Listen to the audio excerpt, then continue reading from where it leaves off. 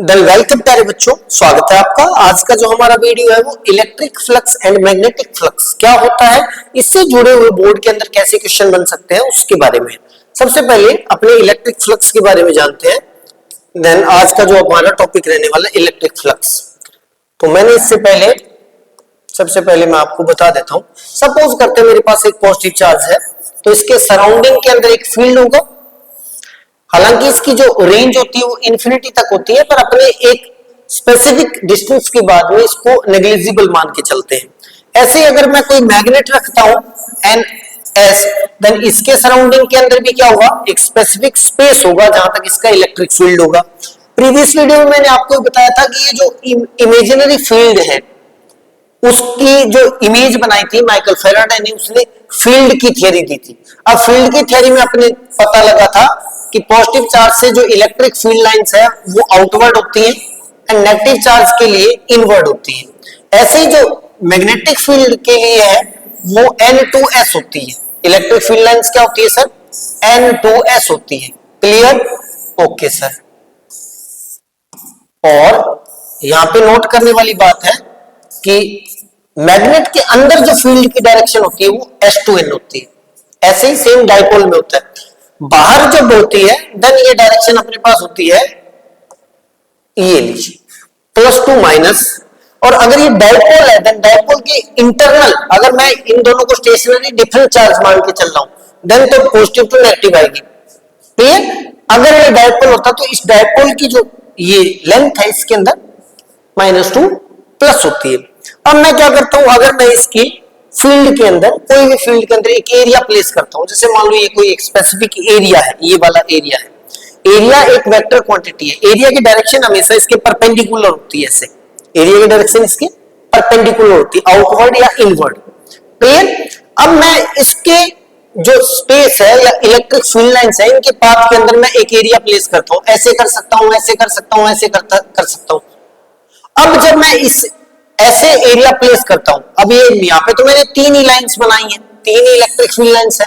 अगर field lines बहुत सारी इलेक्ट्रिक फील्ड लाइंस है, बिकॉज हम जो चीज इमेजिन कर रहे हैं, जो पिक्चराइज कर रहे हैं वो इनफाइनाइट है, फील्ड लाइंस इनफाइनाइट है। उनमें से कुछ स्पेसिफिक फील्ड लाइन जो होगी वो इस एरिया के परपेंडिकुलर पास करेगी, सारी नहीं करेगी। स्पेसिफिक जो है वो इस एरिया के परपेंडिकुलर पास करेगी, उन्हीं को बोलते हैं इलेक्ट्रिक फ्लक्स। यानी number of field lines which is attached with any area perpendicularly या normally, या फिर क्या बोल सकते हैं, the number of electric field lines which is passes through perpendicularly any area, this is known as electric flux। अब suppose करते हैं मैं एक, मान लेते हैं इधर बहुत सारा अपने पास प्लस चार्ज पुट किया हुआ है, तो ये ऐसे मैग्नेट की फॉर्म में देखें तो फील्ड लाइंस क्या होगी, परपेंडिकुलर आउटवर्ड होगी। ओके सर, परपेंडिकुलर आउटवर्ड होगी ऐसे। अब मैं एरिया 3 कंडीशन में प्लेस कर सकता हूं उसके साथ। पहला एरिया मैं ऐसे प्लेस कर दूं, इस कंडीशन में क्या होगा, इस कंडीशन के अंदर जो एरिया की डायरेक्शन है वो भी ये है और फील्ड की डायरेक्शन भी है वो भी ये। अब इस कंडीशन में जो फील्ड लाइंस होगी मैक्सिमम इसके साथ अटैच होंगी, ज्यादा से ज्यादा इसमें से पास होंगे परपेंडिकुलर।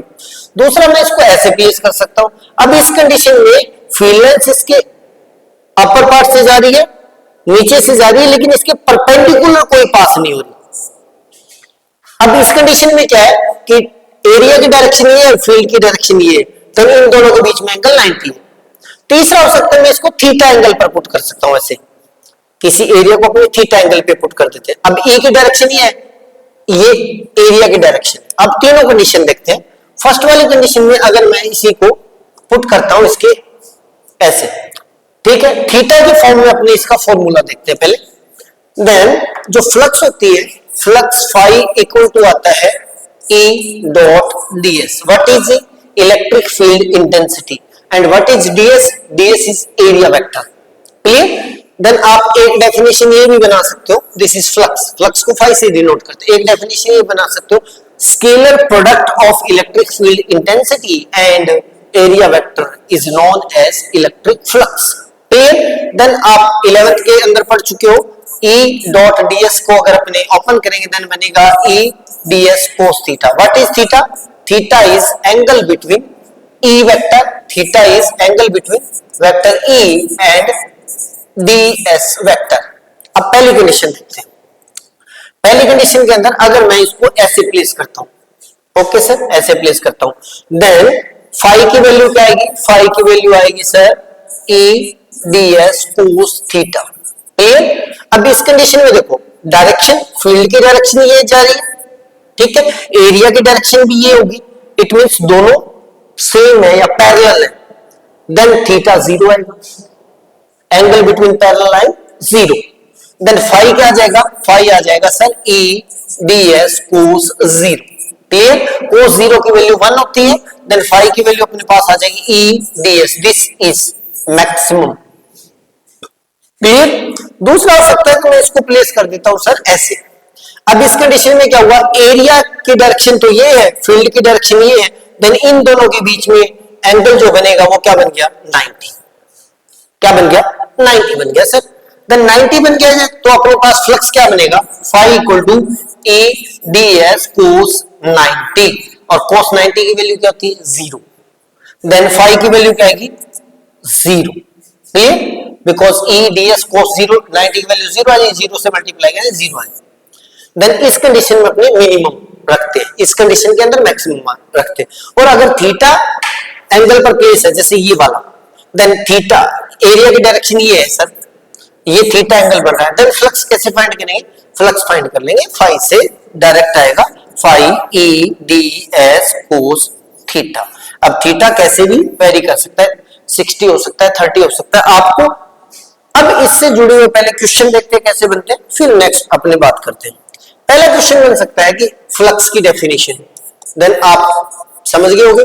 और ये यहाँ पे ध्यान रखना कि मैं दोनों के लिए बात करूं, अगर यहाँ पे अगर एक मैग्नेट प्लेस की होती, सपोज करते हैं यहाँ पे एक मैग्नेट प्लेस की होती N to S, देन ये same to same infinite imaginary lines मान के चल रहा हूं, और वो सेम टू सेम क्या कर सकता हूं, मैं इसके साथ ऐसे भी प्लेस कर सकता हूं, ऐसे भी प्लेस कर सकता हूं, थीटा एंगल पे भी प्लेस कर सकता हूं। उस कंडीशन में अभी जो इलेक्ट्रिक फील्ड में अपनी फाई की वैल्यू आ रही थी ई D S, E dot D S, वहां पर फाई आएगा, यहाँ पे फाई ई लिख देता हूं, फाई ई मतलब इलेक्ट्रिक फ्लक्स, एंड यहाँ पे लिख सकता हूं बेटा फाई बी यानी मैग्नेटिक फ्लक्स, क्योंकि मैग्नेटिक फील्ड को अपने बी से डिनोट करते हैं। देन ये ई आएगा, देन वो बी आ जाएगा, इट मींस यहाँ पे आ जाएगी मैग्नेटिक फील्ड इंटेंसिटी, और सेम टू सेम पैरेलल रहेगा जैसे मैग्नेट में अपने इलेक्ट्रिक चार्ज के लिए अपनी बात की थी।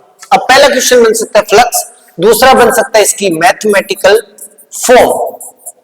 क्लियर? तीसरा क्वेश्चन बन सकता है कि अगर आपको ई वेक्टर में दे दे, जैसे I plus J plus 2k, and DS भी आपको वेक्टर में दे दे 2i plus J minus k, suppose करते हैं, एंड आपको पूछने की फाई की वैल्यू फाइंड करूं। अब इस कंडीशन में आपके माइंड में थीटा तो नहीं है सर, थीटा नहीं है तो क्या है, अपने पास E vector and DS vector है, देन क्या करेंगे, बस कुछ नहीं करना, इन दोनों का स्केलर प्रोडक्ट कर दो। स्केलर प्रोडक्ट आपने प्रीवियस 11th के अंदर किया होगा, a1 a2 यानी 1 मल्टी 2 आएगा, प्लस में 1 मल्टी 1 आएगा 1, एंड प्लस में ये प्लस माइनस माइनस हो जाएगा, 2 मल्टी 2 आ जाएगा, देन ये आ जाएगा 2 प्लस 1 माइनस 2, इट मींस आ जाएगा अपने पास 1। क्लियर? 1। अब 1 क्या आएगा, 1 इसकी अपनी यूनिट बनाते हैं, पहले यूनिट बनाते हैं, देन फाई की यूनिट क्या आएगी, ए डॉट डीएस है सर, डीएस कोस थीटा। ए की यूनिट क्या आती है, F upon Q, and cos DS की होती है मीटर स्क्वायर, देन ये न्यूटन मीटर स्क्वायर पर कूलम, ये यूनिट बन गई इसकी, देन 1 न्यूटन मीटर स्क्वायर पर कूलम, दिस इसकी वैल्यू आएगी। और क्वेश्चन क्या बन सकता है, एक बढ़िया क्वेश्चन बनाता है, अगर देखो कोस फाई की वैल्यू अपने पास आती है ई डी एस कोस थीटा। अब कोस की वैल्यू आपको पता है 0 से लेकर 90 तक क्या होती है, टेबल के अंदर देखो, कोस 0 की वैल्यू 1 होती है, फिर डिक्रीज होती है √3/2 होती है, फिर 1/√2 होती है, फिर 1/2 होती है, और फिर 0 हो जाती है। इट मींस ये हो सकता है कि आपको ये क्वेश्चन बन सकता है कि अगर किसी एरिया को अपने 0 डिग्री से एंगल को डिक्रीज करते जाएं तो फील्ड पर, फिर इलेक्ट्रिक फ्लक्स पर क्या फर्क पड़ेगा। देन आपको अपने पता लग गया कि अगर 0 से 90 तक आप डिक्रीज करते जाओगे एंगल को, देन क्या होगा, इलेक्ट्रिक फ्लक्स डिक्रीज होता जाएगा, बिकॉज थीटा की वैल्यू डिक्रीज होती जाएगी। देन ये जो अपने पास फैक्टर डिक्रीज होता जाए तो ऑल ओवर ये फैक्टर डिक्रीज होता जाएगा। नेक्स्ट क्वेश्चन क्या बन सकता है सर? नेक्स्ट बन सकता है इसकी एसआई यूनिट, मैंने आपको बता दी। एसआई यूनिट क्या बनी थी? न्यूटन मीटर स्क्वायर पर कूलम, न्यूटन मीटर स्क्वायर पर कूलम।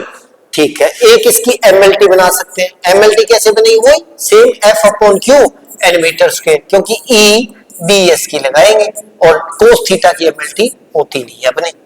देन यहां से बना लो, इसकी एमएलटी जो आएगी फोर्स की बन जाएगी m1 L1 T-2 upon charge की हो जाएगी Q इक्वल टू IT से, है ना, Q इक्वल टू IT से एम्पियर एंड टाइम, और m स्क्वायर की हो जाएगी L स्क्वायर। क्लियर? इनको अगर अपने क्लियर कर लें देन आपकी एमएलटी बन जाएगी। ठीक है, नेक्स्ट क्वेश्चन क्या बन सकता है? नेक्स्ट क्वेश्चन बन सकता है फाई की जो वैल्यू अपने पास आई थी बेटा E ds cos theta, then किस किस पर डिपेंड करता है? फर्स्ट वाली बात, phi proportional to E, it means अगर इलेक्ट्रिक फ्लक्स को डबल कर दिया जाए देन फ्लक्स डबल हो जाएगी उस एरिया से attach flux. Phi proportional to ds, अगर एरिया को हाफ कर दिया जाए देन फ्लक्स हाफ हो जाएगी, डबल कर दिया जाए तो डबल हो जाएगी। और तीसरा एंगल पर, ऐसा क्वेश्चन बन सकता है कि किसी एरिया को आप प्लेस किया आपने 60 के एंगल पर, बाद में प्लेस कर दिया 30 के एंगल पर, तो आपको पूछ ले कि फ्लक्स का रेशियो बताओ।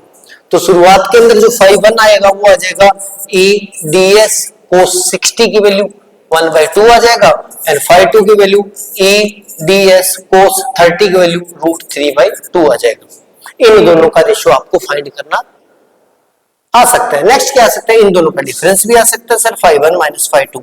और ऐसा सेम टू सेम मैग्नेट के साथ भी हो सकता है, मैग्नेटिक फील्ड के साथ हो सकता है, क्योंकि बच्चे इलेक्ट्रिक फील्ड पर ध्यान देंगे और मैग्नेटिक फील्ड पर ज्यादा डिस्कस किया नहीं किया अपनी बुक के अंदर, तो बच्चे उस तरफ ध्यान नहीं देंगे। उसी के अंदर जो फ्लक्स की ऐसा यूनिट होती है उसको अपने वेबर से डिफाइन करते हैं, वेबर, WV, वेबर। क्लियर? अब ऐसा कोई भी क्वेश्चन बन सकता है। और एक मैंने आपको बताया था E vector and DS vector का वेक्टर फॉर्म में भी आपको पूछ सकता है। और क्या क्वेश्चन बन सकता है सर? फ्लक्स वैल्यू दे दी जाए आपको, DS की वैल्यू दे दी जाए, एंगल वैल्यू दे दी जाए, देन ये दोनों इसके डिवाइड में आकर आप इलेक्ट्रिक फील्ड भी फाइंड कर सकते हो। ये वैल्यू देकर एरिया भी फाइंड कर सकते हो। क्लियर? Okay sir. और इससे जुड़ा हुआ कोई क्वेश्चन ऐसे ही एफएसएल रीजन के अंदर भी बन सकता है। और एक चीज मैं आपको बताने वाला था, इलेक्ट्रिक फ्लक्स से जुड़ा हुआ यूनिट आ गया, डिपेंडेंसी आ गई, किस किस पर डिपेंड करता है, और मैग्नेटिक फील्ड के लिए भी अपने पास आ गया, इलेक्ट्रिक फील्ड के लिए भी अपने पास आ गया। और क्या बचा है? हाँ, न्यूमेरिकल बीइंग से बेस्ड जैसे बनेगा वो मैंने बता दिया। और एक चीज रहेगी, फाई जो है, फाई जो वैल्यू आती है अपने पास E वेक्टर ds वेक्टर का स्केलर प्रोडक्ट है, देन फाई की जो वैल्यू होती है वो होती है बेटा एक स्केलर होती है। क्या होती है? स्केलर, बिकॉज ये this is a dot product. Then definition 2-3 तरीके से डिफाइन कर सकते हो, परपेंडिकुलर इलेक्ट्रिक फील्ड लाइन और magnetic field line passing through any area. दूसरा, scalar product of electric field intensity and area vector. Clear? ऐसा ही बोल सकते हैं। और यहां से एक न्यूमेरिकल और भी बना सकते हैं आप। देखो, अगर आपको E फाइंड करना है देन ये इसके अपॉन में आ जाए फाई अपॉन ds, और इफ cos 0 वैल्यू कर दें, cos 0 की वैल्यू 1 होती है, देन इस कंडीशन में E की वैल्यू, अगर if cos is 0 then E की वैल्यू ये आएगी। अब E वेक्टर है, फाई स्केलर है, लेकिन एरिया वेक्टर की वजह से E वेक्टर है। क्लियर? क्योंकि ये मैं कंसेप्ट आपको इसलिए बताने जा रहा हूं क्योंकि आगे एक वीडियो के अंदर आगे अपने एक चैप्टर आएगा जो इलेक्ट्रोमैग्नेटिक इंडक्शन है, उसमें आप यूज करेंगे इमोशनली हम आपके अंदर। देन ये था आज का वीडियो, उम्मीद करता हूं आपको पसंद आया। और चैनल पर पहली बार आए तो सब्सक्राइब करें, बेल आइकन के साथ ऑल सेलेक्ट करना ना भूलें। मिलते हैं वीडियो के अंदर, तब तक के लिए टेक केयर और स्टडी करते रहिए। अभी अपने पास टाइम बिल्कुल भी नहीं है।